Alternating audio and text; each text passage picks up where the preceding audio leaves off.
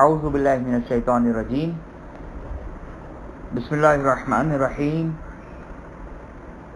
الحمدللہ رب العالمین الصلاۃ والسلام علی سیدنا و مولانا ابی القاسم محمد وعلی اہل بیتہ الطیبین الطاہرین ولعن الدائم علی اعدائہم الی قیام یوم الدین رب اشرح لی صدری ویسر لی امری واحلل عقدۃ من لسانی یفقهوا قولی بسم اللہ الرحمن الرحیم اللہم کل ولیک الحجۃ ابن الحسن صلواتک علیہ وعلی آبائہ فی هذه الساعة وفی کل ساعة ولیا وحافظا وقائدا وناصرا ودلیلا وعینا حتی تسکنہ ارضک طوعا وتمتعہ فیہا طویلا اللهم عجل لوليك الفرج واجعلنا من انصاره وعوانه واتباعه وشيعته والمستشهدين بين يديه. ہماری گفتگو محرمات شریعہ میں چل رہی تھی اور گفتگو ہماری غیبت کے ذیل میں چل رہی تھی کہ غیبت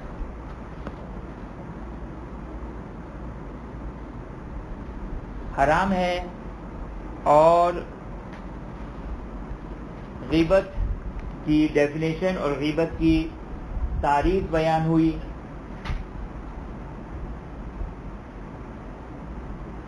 کہ غیبت یعنی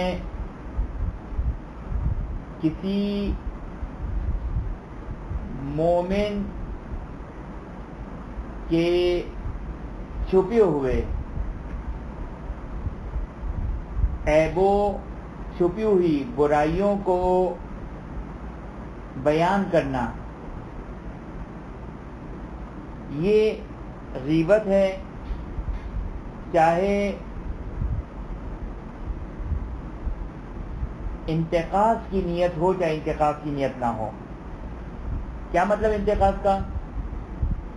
انتقاص کا مطلب یہ کہ اس کے نقص نکالنے کا قصد ہے، اس کی اہانت و توہین کرنے کا قصد ہے، یا اہانت اور توہین کرنے کا قصد نہ ہو، فرق نہیں پڑتا. جیسے بعض لوگ کہتے ہیں کہ بھائی ہم تو یہ بیان کر رہے ہیں، یہ تو برائی ہے ان میں، تو اس سے غیبت ختم نہیں ہو جائے گی. اور پھر بیان کیا کہ وہ عیب چاہے ان کے بدن میں ہو، چاہے نسب میں ہو، چاہے اخلاق میں ہو، چاہے کسی کام میں ہو، چاہے قول میں ہو، چاہے دین میں ہو، چاہے دنیا میں ہو، چاہے دنیاوی کاموں کا نقص اور عیب ہے. بس عیب ہونا چاہیے اور لوگوں کی نگاہوں سے مخفی ہونا چاہیے. خوب یہاں تک بیان کیا. اس کے بعد بیان کرتے ہیں کہ غیبت کے لیے یعنی غیبت بنے گی کہ جب جس شخص کی غیبت کی جائے اس کو معین کیا جائے. اس کو معین کیا جائے. مثال کے طور پر جیسے یہ کہنا کہ فلاں اپارٹمنٹ میں ایک شخص ہے جو اس قسم کا اس کا کام ہے، یا فلاں شخص کی اولادوں میں ایک اولاد یہ ہے کہ وہ اس کی یہ برائی ہے، تو معین نہیں کیا تو یہ غیبت تو نہیں بنے گی. لیکن ممکن ہے کہ بعض اوقات بعض اینگل سے وہ ممکن ہے توہین اور انتقاص ہو جائے. مثال کے طور پر اگر یہ کہا جائے کہ زید کا ایک بیٹا وہ یہ کرتا ہے، تو یہاں پر زید کی ممکن ہے توہین ہو، زید کے پانچوں بیٹوں کی توہین ہو. تو دیکھیں یہاں پر یہ آپ کی خدمت میں عرض کر دوں کہ دیکھیں غیبت تو واضح ہو گئی ہے. غیبت کس کو کہتے ہیں؟ کسی شخص کی کوئی بھی برائی جو لوگوں کی نگاہوں سے چھپی ہوئی ہو، مومن ہو، اس کو لوگوں کے سامنے بیان کرنا، یہ غیبت ہے۔ لیکن اگر وہ شخص معین نہ ہو جس کی غیبت کی جا رہی ہے، تو پھر ممکن ہے کہ وہ انتقاص اور نقص اور اہانت میں داخل ہو جائے۔ خوب اہانت ایک عرفی چیز ہے، اہانت ایک عرفی چیز ہے۔ مثال کے طور پر ایک بڑا شہر ہے، ایک بڑا گاؤں ہے، ایک بڑا دیہات ہے، چاہے مومنین کا ہے سارا کا سارا، اس میں اگر کسی کے بارے میں یہ کہا جائے تو شاید ممکن ہے اس میں کوئی توہین اور اہانت شمار نہ کیا جائے۔ تو یہ ڈیپینڈ کرتا ہے اس بات کے اوپر کہ نقص اور عیب شمار کیا جائے اور اہانت شمار کیا جائے، عیب نہیں، اہانت شمار کیا جائے۔ توجہ کیا؟ خوب، اچھا، اب یہاں پر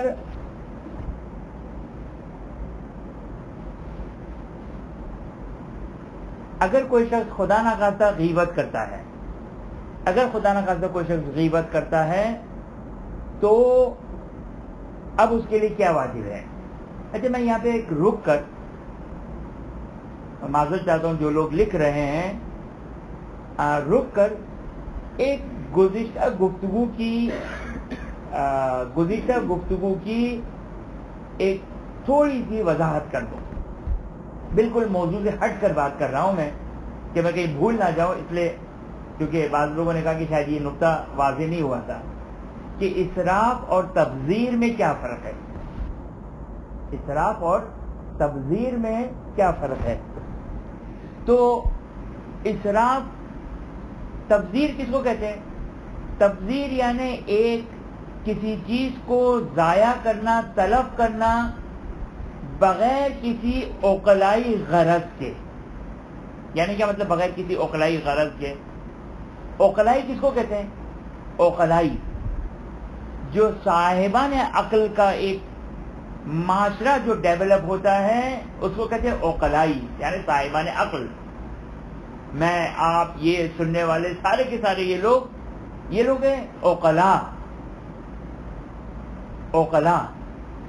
عقلائی غرض یعنی ایک غرض ہے اور عقلاء یہاں پر استعمال کرتے ہیں،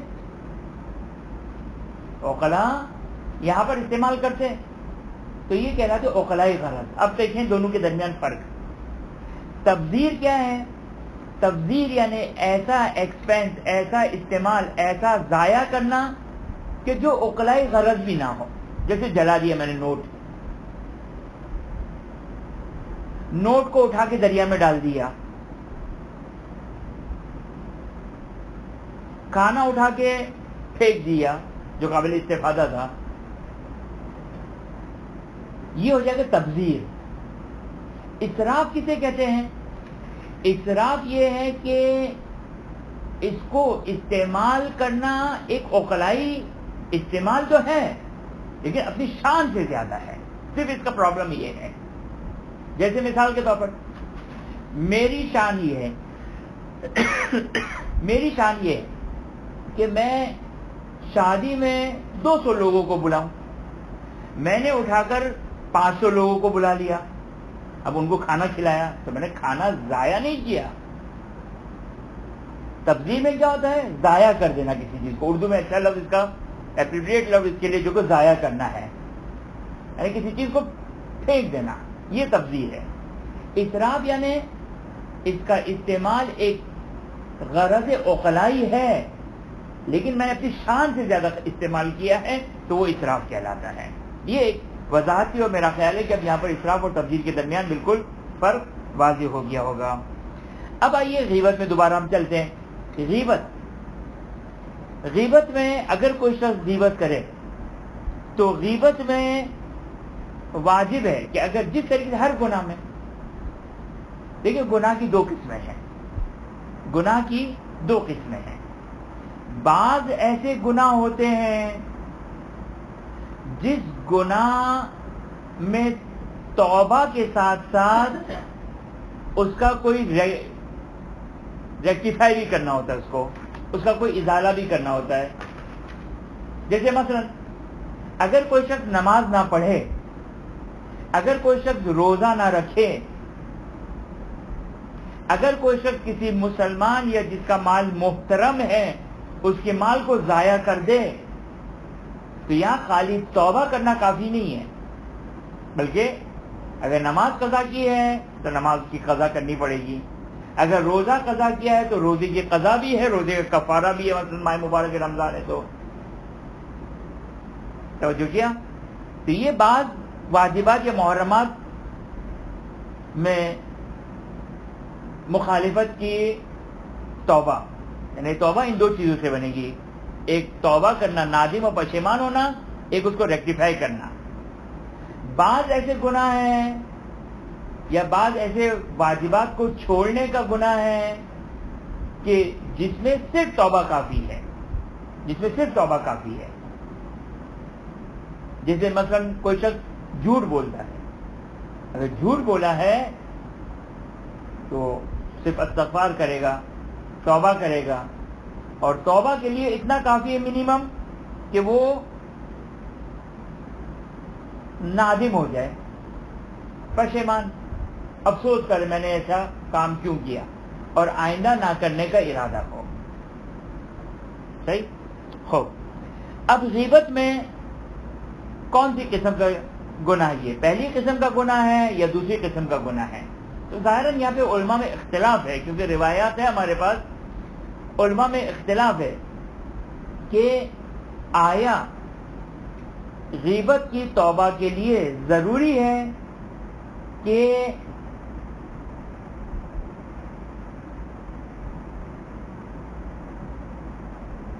بلکہ ہے بعض علماء کہ آیا جس شخص کی غیبت کی جائے اسے استحلال کیا جائے، استحلال یعنی حلیت کو طلب کرنا، معافی مانگنا، حلال کر دو، معاف کر دو، اس کو کہتے ہیں استحلال، حلیت کو طلب کرنا۔ آیا توبہ کے علاوہ غیبت میں استحلال واجب ہے یا واجب نہیں ہے؟ تو فرماتے ہیں کہ احتیاط مستحب ہے۔ انشاءاللہ اس منہاج کے جو سیکنڈ لاسٹ مسئلہ ہے، سیکنڈ لاسٹ مسئلہ منہاج الصالحین کا جو سیکنڈ لاسٹ مسئلہ ہے، وہاں پر احتیاط مستحب کو ہم تفصیل کے ساتھ بیان کریں گے کہ مجتہد احتیاط مستحب لگاتا ہے تو اس کا کیا مطلب ہے اور کہاں پر یہ مجتہد احتیاط مستحب لگاتا ہے، مجتہد یہ کہاں پر لگاتا ہے، انشاءاللہ اس کی وضاحت وہاں پر بیان کروں گا۔ بس احتیاط مستحب ہے یعنی واجب نہیں ہے، آسان الفاظ میں فی الحال واجب نہیں ہے، لیکن اگر چیز ثانی کہتے ہیں کہ اس احتیاط مستحب یہ ہے کہ مغتاب یعنی جس کی غیبت کی گئی ہو، مغتاب یعنی جس کی غیبت کی گئی ہو اس سے استحلال کریں، اسے طلب حلیت کریں، واجب نہیں ہے اگرچہ احتیاط مستحب ہے، اگرچہ احتیاط مستحب ہے۔ اور بعض روایات میں یہ آیا بھی ہے، بعض روایت میں یہ آیا ہے کہ جس شخص کی غیبت کی جائے اس سے استحلال کیا جائے، لیکن بہرحال جب فقیہ اگر اس کے مطابق فتویٰ نہیں دیتا تو اس کا مطلب یہ کہ یا ضعیف سند روایت ہے یا پھر دوسری روایت صحیح سند اس کے ساتھ کانٹرڈکٹ ہو رہی ہے، تو یہ اجتہادی گفتگو ہے، لیکن احتیاط مستحب ہے۔ دیکھیں احتیاط مستحب کو انشاءاللہ میں آگے جا کے بیان کروں گا، احتیاط مستحب کوئی معمولی چیز نہیں ہے، یعنی بہرحال اس کی ایک اہمیت ہے۔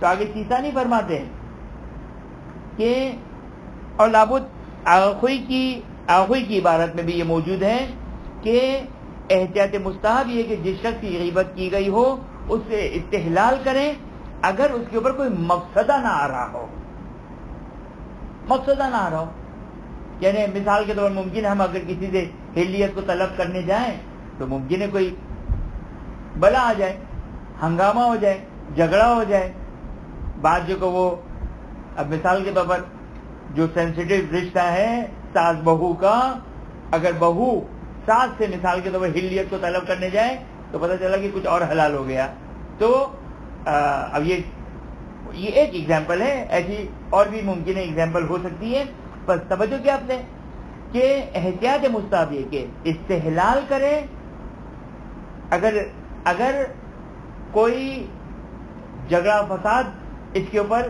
نہ آ رہا ہو، یا اگر یہ جھگڑا فساد آ رہا ہو تو احتیاط مستحب یہ ہے کہ جس شخص کی غیبت کی ہے اس کی طرف سے استغفار کریں، اس کی طرف سے استغفار کریں. اگر نماز شب میں اگر جہاں 40 مومنین کا نام لیا جا رہا ہے، اگر وہاں پر اس مومن کا نام لے لیا تو گویا اس کی طرف سے آپ نے کیا کیا؟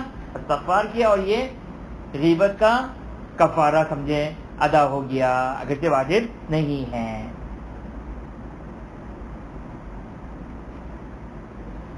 اب یہاں پر آگے سیستانی ایک نقطہ بہت سخت لگاتے ہیں، اگرچہ احتیاط واجب ہے اور احتیاط واجب ہے، لیکن آگے آخری نے ایسی کوئی بات نہیں کی ہے، لہذا آخری کے نزدیک یہ مسئلہ نہیں ہے، آخری کا مسئلہ ختم ہو گیا. آگے سیستانی ایک کنڈیشن لگاتے ہیں. کیا لگاتے ہیں؟ اگر عرف میں جب بھی، یاد رکھیے گا ایک بات، میں آپ کو یہاں پر ایک فقہی قانون دینا چاہتا ہوں. فقہی قانون کیا ہے؟ وہ فقہی قانون کہ شریعت میں یہ جو احکامات ہے، احکامات سے مراد واجب، حرام، مستحب، مکروہ، مباح، یہ تو ہو گئے احکامات تکلیفی. اس کے علاوہ مثلا یہ چیز پاک ہو گئی، یہ چیز نجس ہو گئی، یا نماز صحیح ہے، نماز باطل ہے، قضا ہے، کفارہ ہے، دیت ہے، یہ ہے، وہ ہے. پوری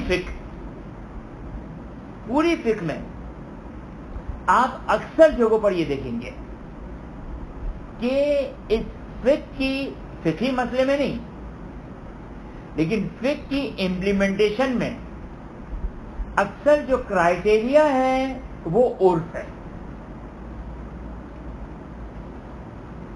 فقہ کی امپلیمنٹیشن میں اکثر چیزوں کا کرائیٹیریا عرف ہے. عرف یعنی عرف کس کو کہتے ہیں؟ عرف کا مطلب ہوتا ہے یہ اطراف میں لوگ رہنے والے، اور فقہ میں اکثر عرف سے مراد عقلاء، صاحبان عقل، چاہے وہ دیندار ہو چاہے دیندار نہ ہو، چاہے شیعہ ہو چاہے شیعہ نہ ہو، چاہے مسلمان ہو چاہے مسلمان نہ ہو. مثال دے دیتا ہوں کہ اب ایک مثال ابھی فوراً ایک ذہن میں آ رہی ہے کہ خواتین کے لیے زینت کرنا، اگر وہ زینت کریں تو پھر ان خاتون کو نامحرم سے اس زینت کو چھپانا ہوگا. اب زینت کس کو کہتے ہیں؟ تو زینت کے لیے مجھے شیعہ مسجد میں جا کے خواتین سے نہیں پوچھنا، یعنی مجھے سے مراد خاتون کو، بلکہ یہی اطراف میں لوگ آیا اس چیز کو بھی عنوان زینت استعمال کر رہے ہیں یا نہیں کر رہے ہیں. تو یہ چیز زینت ہے یا زینت نہیں ہے، کرائیٹیریا کون اس کو ڈیسائیڈ کرے گا؟ میں بھی اس کا عرف کا حصہ ہوں، مجھے خود پتا چلتا ہے کہ آئے یہ چیز زینت ہے چاہے یہ چیز زینت نہیں. ضروری نہیں کہ میں محلے بھر میں پوچھنے جاؤں، لیکن ایک بات ہے واضح ہے. تو کرائیٹیریا کیا ہوتا ہے؟ اب دیکھیں فقہ کی امپلیمنٹیشن کیوں ہے؟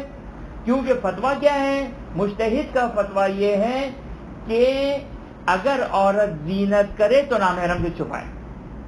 اچھا، اب لوگ جو عام طور پر اس میں غلطی کرتے ہیں وہ کیا غلطی کرتے ہیں؟ ہم فقیہ مجتہد مرجع سے ہمیشہ امپلیمنٹیشن کا سوال کرتے ہیں. یہ اس کا کام ہی نہیں ہے، وہ بتا ہی نہیں سکتا ہے، اس کو کیا معلوم. اگرچہ صحیح ہے کہ وہ بھی عرف کا ایک حصہ ہے، لیکن وہ میرے اور آپ کی طرح ایک عرف ہے.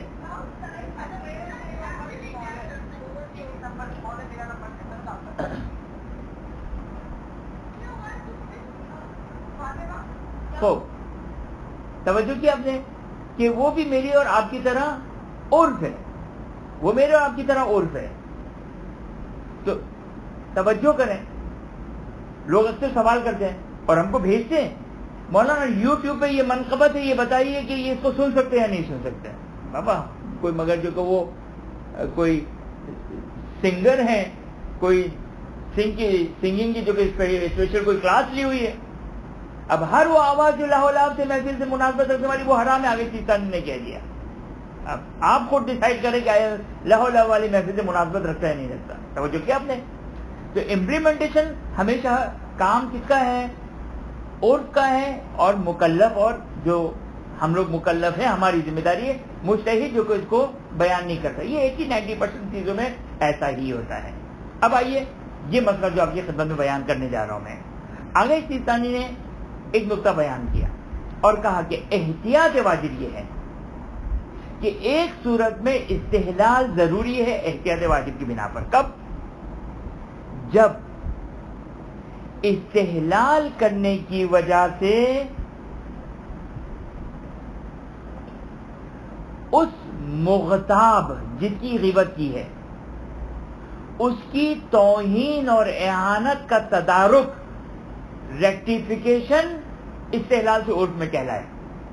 یعنی لوگ یہ کہیں کہ اگر آپ نے استحلال نہیں کیا تو آپ نے اس کی جو حرمت پامال کی تھی اس کو ریکٹیفائی نہیں کیا، آپ نے اس کا تدارک نہیں کیا، آپ نے توجہ کیا آپ نے. اگر عرف میں اس استحلال کے ذریعے سے تدارک کہلائے، ریکٹیفیکیشن کہلائے، تو استحلال احتیاط واجب کی بنا پر آگے سیستانی فرماتے احتیاط واجب کی بنا پر ضروری ہو جائے گی. خوب یہ آگے سیستانی کے کہتے احتیاط واجب ہے اور مسئلہ بھی انشاءاللہ واضح ہو گیا ہوگا. اگرچہ شرط اپنی جگہ پر موجود ہے کہ وہ یہ کہ مفسدہ نہ ہو، فتنہ و فساد نہ ہو. اگر فتنہ و فساد ہے تو پھر آگے سیستانی یہاں پر بھی کہتے ہیں کہ پھر احتیاط واجب بھی نہیں ہے کہ استحلال کیا جائے. یہاں تک یہ مطلب مکمل ہوا. اب اس کے بعد ایک غیبت میں ایک انٹرسٹنگ، جس میں اکثر لوگوں کا انٹرسٹ ہوتا ہے، کہ شریعت نے چند مقامات پر غیبت کی اجازت دی ہے. یہ انٹرسٹنگ مسئلہ ہے کہ شریعت نے غیبت کی اجازت دی ہے. خوب اب توجہ کریں وہ کون کون سے موارد ہیں. سب سے پہلا مورد ہے متجاہر بالفسق. متجاہر بالفسق یعنی وہ شخص کہ جو کھلم کھلا گناہ کرتا ہے. جو شخص کھلم کھلا گناہ کرتا ہے اس کو کہتے ہیں متجاہر. متجاہر یعنی کھلم کھلا، بالفسق یعنی جو گناہ کرتا ہے، فسق و فجور کرتا ہے جو کھلم کھلا، اس کی غیبت جائز ہے. لیکن کیا تمام گناہوں کی غیبت جائز ہے؟ نہیں، فقط ان گناہوں کی غیبت جائز ہے جس گناہ کو وہ کھلم کھلا کرتا ہے. جس گناہ کو وہ کھلم کھلا کرتا ہے فقط اس گناہ کی اجازت ملے گی غیبت کرنے کی، نہ کہ اس کا جو کہ وہ پورا ڈیٹا نکال کر دے دیں، اس کا پورا نامہ اعمال کھول کر بیان کر دے. جو گناہ وہ چھپ کر کرتا ہو اس کی بھی اجازت مل گئی؟ نہیں، ایسا نہیں ہے. فقط اور فقط ان گناہوں کی غیبت کی اجازت ملے گی کہ جو جس گناہ کو اس نے کھلم کھلا کیا ہے. دوسرا مورد جو آگے کوئی اور آگے سیستانی میں اختلاف ہے. یہاں پر ممکن ہے بعض مقامات میں ساس بہو کو غیبت کی پرمیشن مل جائے. یہ تو ایک ایگزامپل ہے، باقی ایگزامپل آپ خود ہی تلاش کر لیں. اگرچہ یہ بعض مورد میں ہے اور آگے سیستانی کی لحاظ سے مسئلہ تھوڑا سخت ہے، آخری کے لحاظ سے نسبتاً آسان ہے. وہ کون سا مورد ہے؟ وہ یہ کہ مظلوم ظالم کی غیبت کر سکتا ہے. اگرچہ دنیا کا ہر شخص اپنے آپ کو مظلوم سمجھتا ہے، ساس اپنے آپ کو مظلوم سمجھتی ہے، بہو اپنے آپ کو مظلوم سمجھتی ہے، تو یہ اب واقعی اب انسان مطمئن ہونا چاہیے کہ واقعی میں مظلوم ہوں. اللہ یہ حال ابھی ہم جو کہ وہ امپلیمنٹیشن میں نہیں جاتے ہیں، بلکہ بس جو ظالم ہے ظالم کی غیبت جائز ہے، مظلوم ظالم کی غیبت کر سکتا ہے، محلے والے نہیں. ہاں یہ محلے والے جو ایک خاتون دوسرے خاتون سے بیٹھ کر کہ فلاں کی ساس جو کہ فلاں کی اپنی بہو کے اوپر یہ ظلم کرتی ہے، یا بہو جو کہ وہ اپنی ساس پر یہ ظلم کرتی ہے، تو یہ محلے بھر والوں کے لیے اجازت نہیں ہے، بلکہ صرف اور صرف مظلوم، اب چاہے وہ ساس ہو، چاہے بہو ہو، چاہے داماد ہو، چاہے شوہر ہو، چاہے بھائی ہو، چاہے بہن ہو، چاہے دوست ہو، چاہے رشتہ دار ہو، چاہے دشمن ہو، چاہے کوئی بھی ہو، مظلوم ظالم کی غیبت کر سکتا ہے، مظلوم ظالم کی غیبت کر سکتا ہے.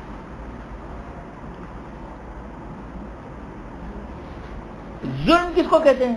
ظلم ایک مسئلہ عرفی ہے، عرف میں یہ کہا جائے کہ اس نے مجھ پر ظلم کیا. مثال کے طور پر کھانا بند کر دیں، مثال کے طور پر اب عرف میں جو بھی ظلم کہلائے، اس کو تانے دیا جا رہا ہے، یہ بھی ظلم ہے.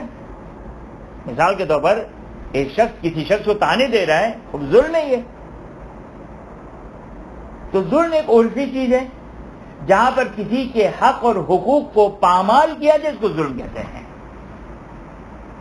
جہاں پر بھی کسی کے حق اور حقوق کو پامال کیا جائے اس کو ظلم کہتے ہیں. اور ظلم ایک عرفی چیز ہے، ایک واضح چیز ہے. ہاں اگر کہیں یہی ڈاؤٹ ہو جائے کہ آئے یہ ظلم کے دائرے میں جائے گا یا نہیں جائے گا، تو وہاں پہ غیبت الاؤ نہیں ہوگی، وہاں پہ غیبت جائز نہیں ہوگی. بس یہ معلوم ہو جاتی ہے کہ ظلم کے دائرے میں ہے. بس مظلوم ظالم کی غیبت کر سکتا ہے. آگے کوئی کہتے ہیں فرق نہیں پڑتا ہے کہ چاہے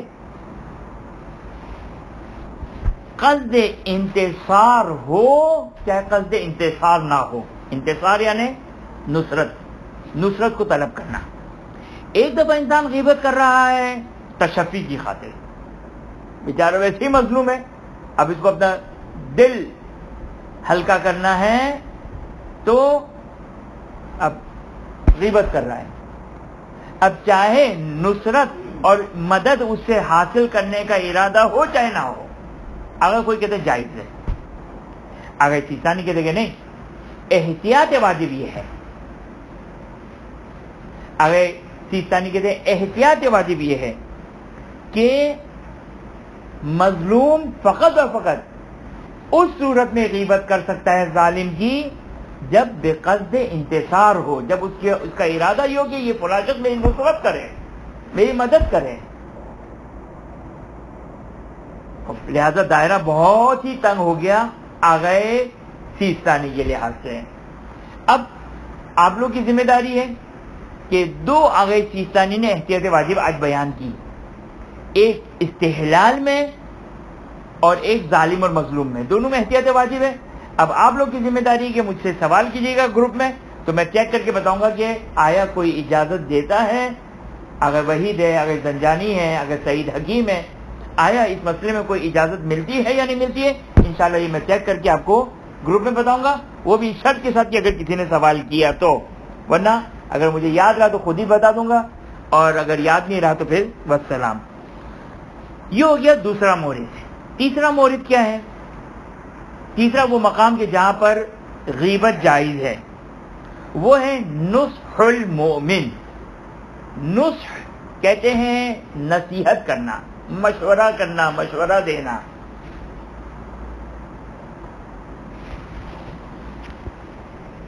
پس نصیحت کے قصد و ارادے سے، مشورے کے قصد و ارادے سے غیبت کرنا جائز ہے. اگر ہم کسی کو کوئی مشورہ دینا چاہتے ہیں، کوئی شخص کسی کے ساتھ کوئی بزنس کرنا چاہ رہا ہے، کوئی کاروبار کرنا چاہ رہا ہے، کوئی کام کرنا چاہ رہا ہے شادی کے سلسلے میں، تو پھر وہاں پر بقصد نصیحت. اچھا اب یہاں پر ایک بہت بڑا جو پرابلم آتا ہے وہ یہ آتا ہے کہ مثال کے طور پر اب فلاں لڑکی شادی کرنا چاہ رہی ہے، فلاں لڑکا شادی کرنا چاہ رہا ہے، تو آیا مڈل مین کو یہ غیبت کرنا جائز ہوگا جائز نہیں ہوگا؟ بظاہر تو مشکل ہے. یہاں پر ایسا نہیں ہے کہ 10 لوگوں کو بتائیں ہم، نہیں، جو پرٹیکولر جن کے ساتھ زیادہ سے زیادہ اس کی ماں کو بتا سکتے ہیں، اس لڑکی کو بتا سکتے ہیں، اس کے باپ کو بتا سکتے ہیں، اس سے زیادہ جو ہے وہ اجازت نہیں ہوگی.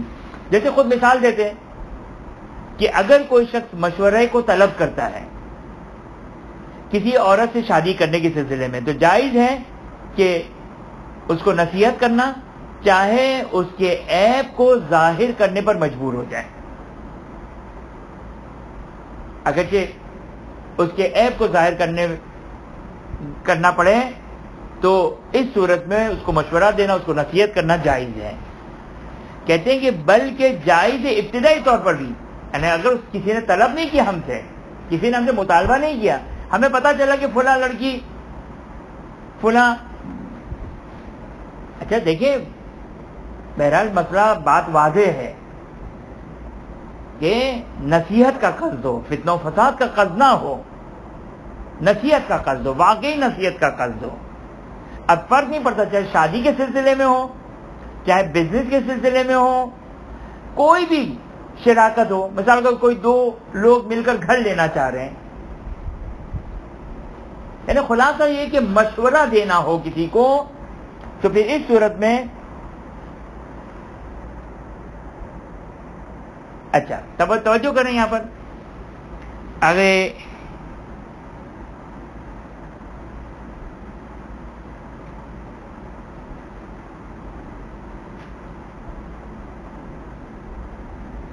آگے سیستانی ایک نقطہ بیان کرتے ہیں، توجہ کریں کہ اگر کوئی شخص مشورہ مانگے تو جائز ہے.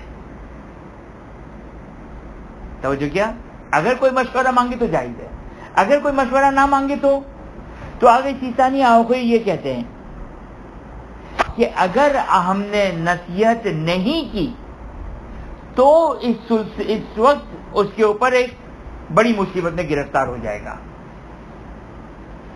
ایک دفعہ تو چھوٹی موٹی ہے، شاید ہے، برائی معلوم ہے لیکن نہیں معلوم شادی کے بعد ہوگی یا نہیں ہوگی، یا کاروبار میں اس کے ساتھ مسئلہ ہوگا یا نہیں ہوگا.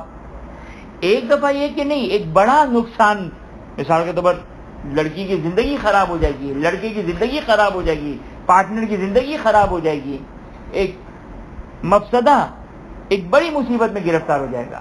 تو اس صورت میں بغیر مشورے کے بھی جو کہ وہ اس کو نصیحت کرنا اور مشورہ دینا جائز ہے. لیکن اس صورت میں فقط، کس صورت میں؟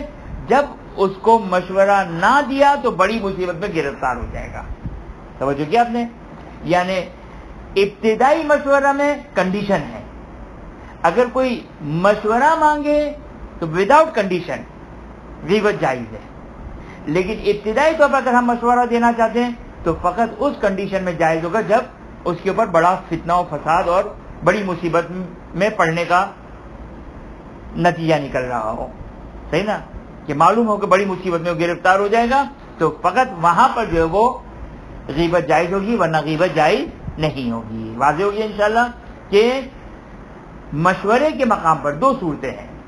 ایک دفعہ کوئی ہم سے مشورہ مانگ رہا ہے تو مطلقاً غیبت جائز ہے. اگر مشورہ نہیں مانگ رہا ہے، ابتدائی طور پر ہم نے دیکھا کہ کوئی شخص شادی کرنا چاہ رہا ہے، کاروبار کرنا چاہ رہا ہے، تو اس صورت میں اگر ہم ابتدائی طور پر اگر غیبت مشورہ دینا چاہیں تو اس صورت میں فقط جائز ہوگا مشورہ دینا کہ جب وہ، اگر ہم نے اسے مشورہ نہیں دیا تو بڑی مشکل میں وہ گرفتار ہو جائے گا، بڑے فتنہ و فساد میں گرفتار ہو جائے گا.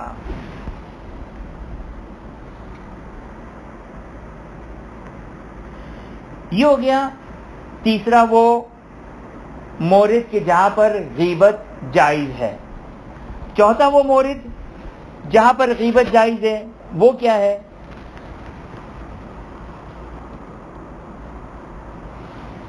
چوتھا وہ مورد جہاں پر غیبت جائز ہے وہ ہے کہ جب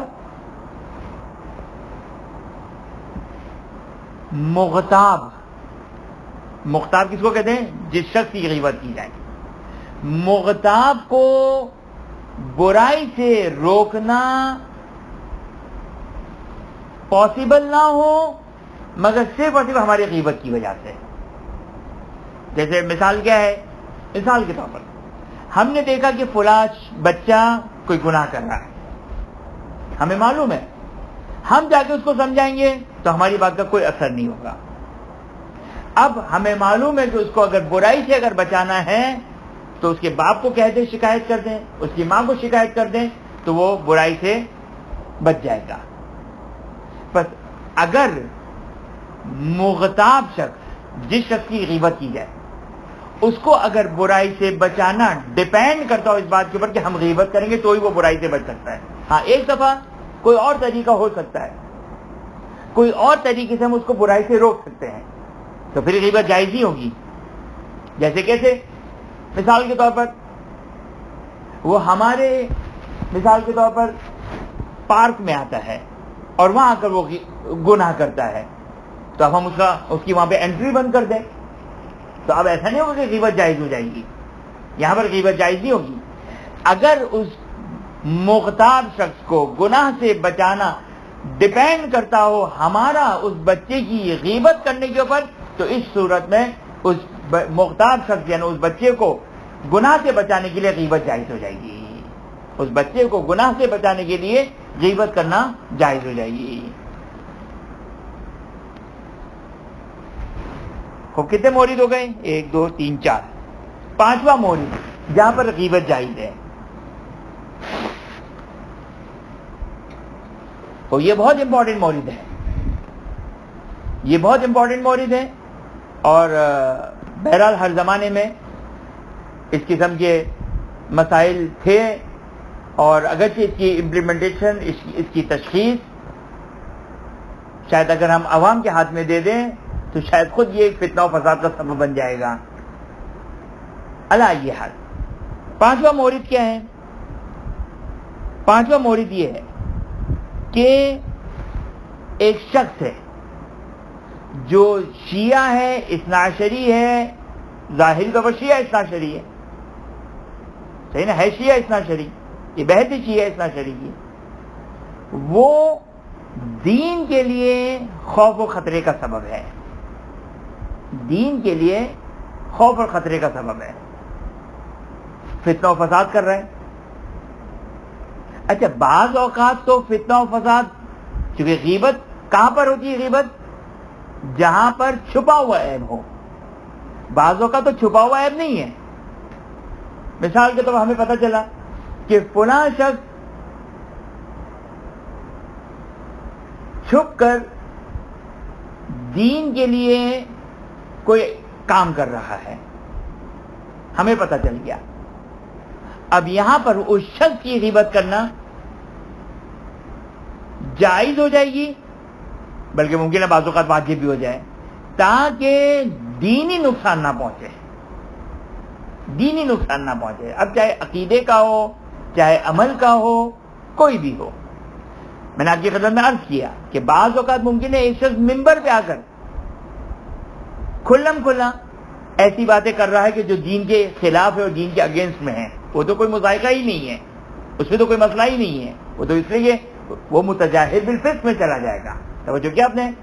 اگر کوئی کھلم کھلا دین کے فسادات اور دین میں فسادات ڈال رہا ہے اور دین کے اعتقادات کے خلاف بات کر رہا ہے تو وہ متجاہر بالفسق میں ہو جائے گا اگر وہ کھلم کھلا کر رہا ہے. اگر کھلم کھلا نہیں کر رہا ہے، ہمیں پتہ چلا کہ وہ ایک مثلا کتاب لکھ رہا ہے، یا مثال کے طور پر اب چاہے جان بوجھ کر ہو، اس میں فرق نہیں پڑتا، چاہے جان بوجھ کر ہو، چاہے اس کو اشتباہ ہو گیا ہو. ہوتا ہے بعض اوقات بعض لوگ اشتباہ ایک کام کر رہے ہوتے ہیں، لیکن ظاہری وہ دین کا خطرے کا سبب بن رہا ہے، دین کو نقصان کا سبب بن رہا ہے. تو یہاں پر غیبت جائز ہو جائے گی. اگر کھلم کھلا کر رہا ہے تو غیبت ہی نہیں، تو وہ متجاہر بالفسق میں چلا جائے گا. اگر وہ متجاہر بالفسق میں نہیں بھی ہو بلکہ اگر چھپ کر بھی کر رہا ہو تو بھی وہاں پر اس کی غیبت جائز ہو جائے گی. یہ ہو گیا 5واں مورد. 6واں مورد کیا ہے؟ 6واں مورد ہے جرح الشہود. یہ عام طور پر ہمارے پیش آنے والا نہیں ہے، لیکن صرف میں فہرست پڑھ رہا ہوں تو میں بیان کر دیتا ہوں کہ گواہوں کو خراب کرنا، گواہوں کو خراب کرنا. مثلا کیا؟ میں نے دیکھا کہ 2 عادل مردوں نے مجتہد کے پاس آ کر، لہذا ہمارے لیے تو یہ اس کی امپلیمنٹیشن ہی ختم ہو گئی، جیسے کہ ہم نے تو اصل ہمیں مجتہد کی زیارت بڑی مشکل سے نصیب ہوتی ہے، کو چاہیے کہ ہم اس مجتہد کی قضاوت میں جا کر بیٹھیں. علی ای حال میں نے یہ دیکھا کہ دو عادل نے آ کر مجتہد کے پاس آ کر کوئی گواہی دی، دو عادل مردوں نے آ کر مجتہد کے پاس آ کر گواہی دی. ہم جانتے ہیں کہ یہ دو عادل گنہگار ہیں، یہ عادل نہیں ہے، یہ عادل نہیں ہے.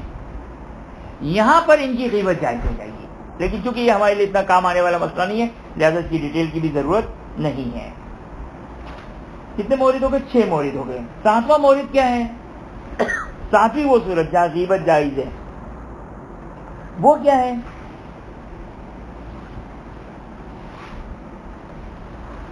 وہ یہ ہے کہ دیکھیں یہ دو پچھلے مسئلے سے ہٹ کر ہے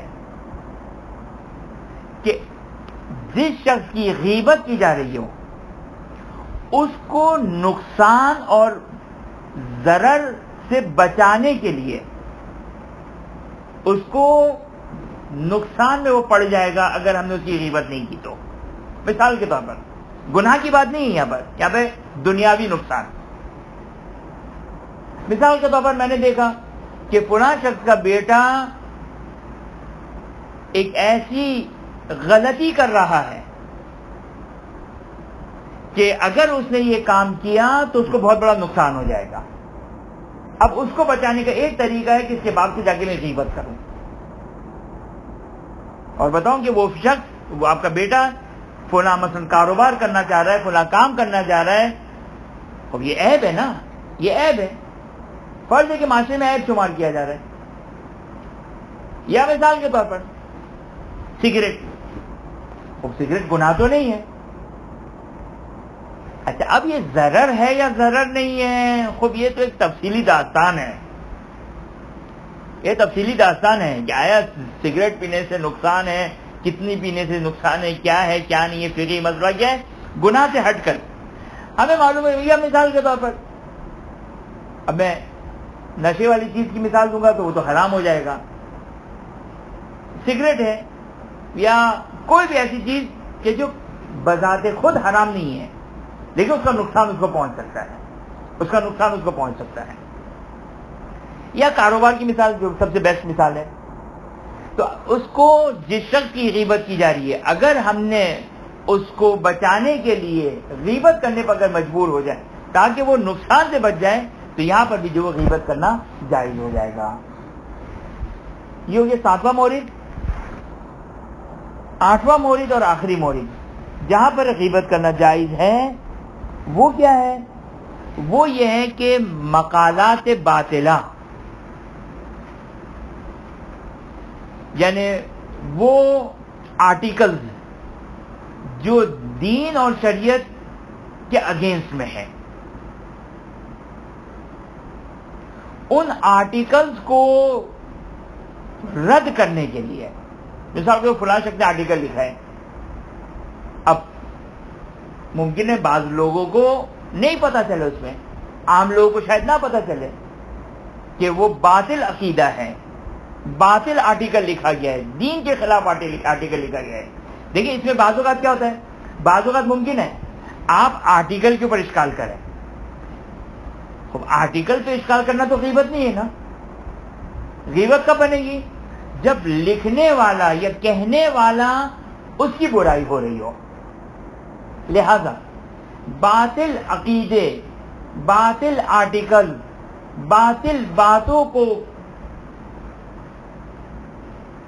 ڈینائی کرنے کے لیے، رد کرنے کے لیے، اس کو خراب کرنے کے لیے آپ کو غیبت کرنا پڑے، چاہے اس کا جو کہنے والا ہے، اس کا جو لکھنے والا ہے اس کی برائی کا سبب بنے، وہ بھی جائز ہے. وہ بھی جائز ہے کہ یہ ممکن ہے، یہ والا پوائنٹ شاید ممکن ہے اوپر کے کسی پوائنٹ میں داخل ہو سکتا ہے، لیکن علی یہ حال یہ 8 وہ موارد ہے جہاں پر غیبت کرنا جائز ہے، جہاں پر غیبت کرنا جائز ہے.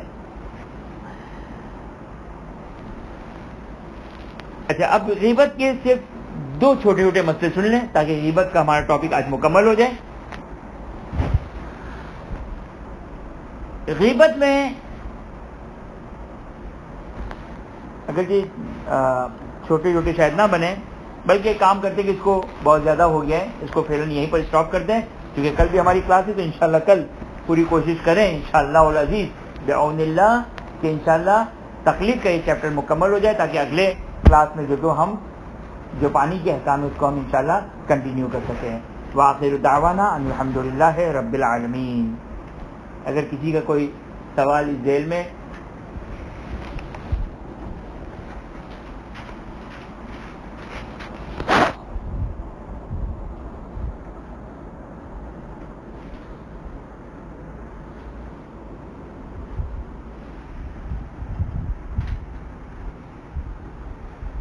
صحیح، خدا کی بارگاہ میں انشاءاللہ دعا گو ہیں کہ خداوندہ بحق محمد وآل محمد ہمیں دین اور تعلیمات اہل بیت اطہار علیہ السلام کو حاصل کرنے کی، سمجھنے کی توفیق عطا فرما، اس پر عمل کرنے کی توفیق عطا فرما، اپنی آخری عزت امام عصر و زمان کے ظہور میں تعدیل فرما، ہمیں ان کے اعوان و انصار میں قرار فرما، ہمیں ایسا بنا دے کہ وہ ہم سے راضی و خوشنود ہو جائے۔